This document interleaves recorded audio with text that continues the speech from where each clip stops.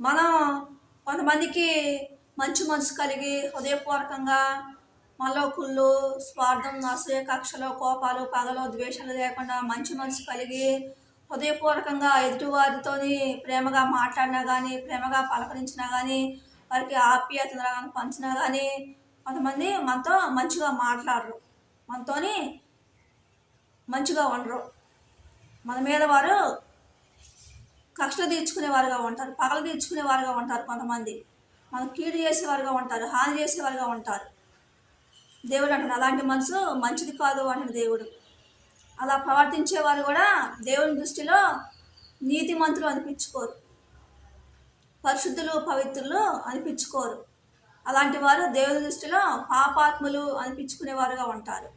మనం ఎదుటి వారితోని ప్రేమ కలిగి నడుచుకున్నప్పుడు, మంచి మనసు కలిగి నడుచుకున్నప్పుడు, నీతి కలిగి నడుచుకున్నప్పుడు, ఎదుటివారు మనల్ని మంచిగా పలకరించకపోయినా కానీ, ఎదుటివారు మనకి ప్రేమ ఆప్యాయతను పంచకపోయినా కానీ, మంచి మనసు కలిగి ఎదుటివారితో మనం ఐక్యత కలిగి మనం జీవించినప్పుడు దేవుని ఆశీర్వాదాలు, దేవుని మెల్లు మనం పొందుకునే వారంగా ఉంటాం. ఎదుటివారికి మనం మనస్ఫూర్తిగా మంచి మనసు కలిగి, దేవుని దృష్టిలో మంచి మనసు కలిగి ఎదుటివారికి ప్రేమ ఆప్యాయత కానీ పంచినా కానీ, ఎదుటివారు మనతో మంచిగా ఉండకపోతే, ఎదుటివారు మన కీడు చేసేవారుగా, హాని చేసేవారుగా ఉంటే, మనల్ని అనేక విధాలుగా మాటల చేత విసిపెట్టేవారుగా, దుఃఖపెట్టేవారుగా, కష్టపెట్టేవారుగా, గాయపెట్టేవారుగా ఉంటే, అలాంటి వారు దేవుని దృష్టిలో పరిశుద్ధులు అనబడరు, నీతిమంతులు అనబడరు.